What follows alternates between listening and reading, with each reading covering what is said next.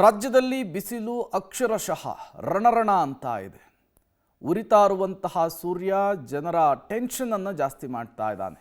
ಬಿಸಿಲ ಧಗೆ ಜಾಸ್ತಿ ಆಗ್ತಾ ಇದ್ದ ಹಾಗೆ ಜನರು ಕೂಡ ತಂಪು ಪಾನೀಯಗಳ ಮೊರೆ ಹೋಗ್ತಾ ಇದ್ದಾರೆ. ಹಾಗಾದರೆ ರಾಜ್ಯದಲ್ಲಿ ಬಿಸಿಲ ಧಗೆ ಹೇಗಿದೆ? ಬಿಸಿಲು ಜಾಸ್ತಿ ಆಗ್ತಾ ಇರೋದ್ರಿಂದ ತಂಪು ಪಾನೀಯಗಳಿಗೆ ಡಿಮ್ಯಾಂಡ್ ಯಾವ ರೀತಿ ಜಾಸ್ತಿ ಆಗ್ತಾ ಇದೆ? ಬನ್ನಿ, ಈ ಕುರಿತಂತೆ ಒಂದು ವರದಿ ಇದೆ, ನೋಡ್ಕೊಂಡು ಬರೋಣ.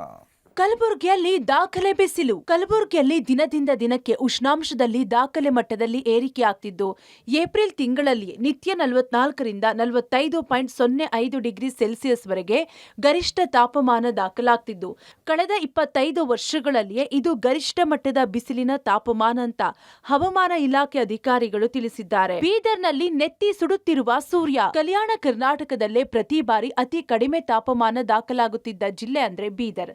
ಆದ್ರೆ ಈ ಬಾರಿ ಬೀದರ್ ಜಿಲ್ಲೆಯಲ್ಲಿ ದಾಖಲೆಯ ತಾಪಮಾನಕ್ಕೆ ಜನರು ತತ್ತರಿಸಿ ಹೋಗಿದ್ದಾರೆ. ಸದ್ಯ 42 ಡಿಗ್ರಿ ಸೆಲ್ಸಿಯಸ್ ತಾಪಮಾನ ದಾಖಲಾಗ್ತಿದ್ದು, ಕೆಲವೇ ದಿನಗಳಲ್ಲಿ 44ರಿಂದ 45 ಡಿಗ್ರಿ ಸೆಲ್ಸಿಯಸ್ ತಾಪಮಾನ ದಾಖಲಾಗುವ ಸಾಧ್ಯತೆ ಇದೆ ಅಂತ ಹವಾಮಾನ ಇಲಾಖೆ ಅಧಿಕಾರಿಗಳು ಎಚ್ಚರಿಕೆ ನೀಡಿದ್ದಾರೆ. ರಾಯಚೂರಿನಲ್ಲಿ ರಣರಣ ಬಿಸಿಲು. ರಾಯಚೂರಿನಲ್ಲಿ ರಣರಣ ಬಿಸಿಲಿಗೆ ಬಿಸಿಲೂರ ಜನ ತತ್ತರಿಸಿ ಹೋಗಿದ್ದಾರೆ. ಇದುವರೆಗೆ 44.1 ಡಿಗ್ರಿ ಸೆಲ್ಸಿಯಸ್ ಗರಿಷ್ಠ ಉಷ್ಣಾಂಶ ಜಿಲ್ಲೆಯಲ್ಲಿ ದಾಖಲಾಗಿದೆ. ನಿತ್ಯ ಸಾಮಾನ್ಯವಾಗಿ ಸರಾಸರಿ 42 ಡಿಗ್ರಿ ಸೆಲ್ಸಿಯಸ್ ಉಷ್ಣಾಂಶ ದಾಖಲಾಗುತ್ತಿದೆ. ಮಧ್ಯಾಹ್ನ ವೇಳೆ ಮನೆಯಿಂದ ಹೊರಬರಲು ಸಾರ್ವಜನಿಕರು ಹೆದರುವ ಪರಿಸ್ಥಿತಿ ನಿರ್ಮಾಣವಾಗಿದೆ. ಜ್ಯೂಸ್ ಅಂಗಡಿ, ತೆಂಗಿನಕಾಯಿ, ಎಳೆನೀರು, ಮಣ್ಣಿನ ಮಡಿಕೆ ವ್ಯಾಪಾರ ಜೋರಾಗಿ ನಡೆಯುತ್ತಿದೆ. ಉರಿ ಬಿಸಿಲಿಗೆ ವಿಜಯಪುರ ಜನರು ಹೈರಾಣ. ಬಿಸಿಲ ನಾಡು ವಿಜಯಪುರ ಜಿಲ್ಲೆಯಾದ್ಯಂತ ಉರಿ ಬಿಸಿಲು, ಬಿಸಿಗಾಳಿ ನರ್ತನವಾಡುತ್ತಿದೆ. ಬಿಸಿ ಗಾಳಿಯಿಂದ ತಪ್ಪಿಸಿಕೊಳ್ಳಲು ಛತ್ರಿ, ಕ್ಯಾಪ್, ಕರ್ಚಿಪ್ ಮೊರೆ ಹೋಗ್ತಿದ್ದಾರೆ. ಜಿಲ್ಲೆಯ ಜನರು ಉರಿ ಬಿಸಿಲು, ಬಿಸಿಗಾಳಿಗೆ ಅಕ್ಷರಶಃ ಬೆಚ್ಚಿ ಬಿದ್ದಿದ್ದಾರೆ. ಈ ಬೇಸಿಗೆ ದಿನದಲ್ಲಿ ಅತಿರೇಕವಾಗಿದೆ. ಪ್ರತಿ ವರ್ಷದಂತೆ ಈ ವರ್ಷ 39-40 ತನಕ ಇದು ಇರ್ತಿತ್ತು ಬಿಸಿಲು. ಈಗ 40, 43, 44 ತನಕ ಬಳ್ಳಾರಿಯನ್ನು ಮೀರಿಸುವಷ್ಟು ಈ ಬಿಸಿಲು ಇಲ್ಲಿ ಬಿಜಾಪುರದೊಳಗೆ ಆಗ್ತಾಯಿದೆ. ಇದರಿಂದ ಬಿಸಿ ಗಾಳಿ ಮತ್ತು ಎಲ್ಲಿ ಕೂತರೂ ಸಮಾಧಾನ ಆಗ್ತಾ ಇಲ್ಲ. ವಿಜಯಪುರದಲ್ಲಿ ಕಳೆದ 2-3 ದಿನಗಳಿಂದ ಅತಿಯಾದ ಬಿಸಿಲಿನಿಂದ ಅಂದಾಜು ಸುಮಾರು 42 ಡಿಗ್ರಿ ಸೆಲ್ಸಿಯಸ್ವರೆಗೂ ಹೋಗಿರುವಂಥದ್ದು ಇತಿಹಾಸದಲ್ಲೇ ಪ್ರಥಮ ಬಾರಿ ಅಂತೇಳಿ.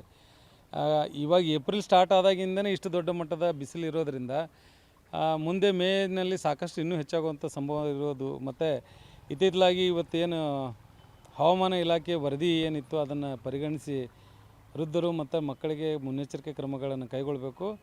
ಮತ್ತು ಮಹಾನಗರ ಪಾಲಿಕೆ ಹವಾಮಾನ ವರದಿಯನ್ನು ಆಧರಿಸಿ ಏನು ಕ್ರಮ ಕೈಗೊಳ್ಳಬೇಕಾಗಿತ್ತು, ಇವತ್ತು ಕ್ರಮನೇ ಯಾವುದು ಕೈಗೊಳ್ಳದೇ ಇರೋದು ಸಾರ್ವಜನಿಕರಲ್ಲಿ ಸಾಕಷ್ಟು ತೊಂದರೆಯನ್ನು ಉಂಟು ಮಾಡಿರುವಂಥದ್ದು ಕೂಡ ಹೌದು. ಬಾಗಲಕೋಟೆಯಲ್ಲಿ ಸೂರ್ಯ ಶಿಕಾರಿ. ನೆತ್ತಿಯ ಮೇಲಿನ ಭಾಸ್ಕರನ ವಿಕ್ರಮ ರೂಪಕ್ಕೆ ಬಾಗಲಕೋಟೆ ಜನರು ತತ್ತರಿಸಿ ಹೋಗಿದ್ದಾರೆ.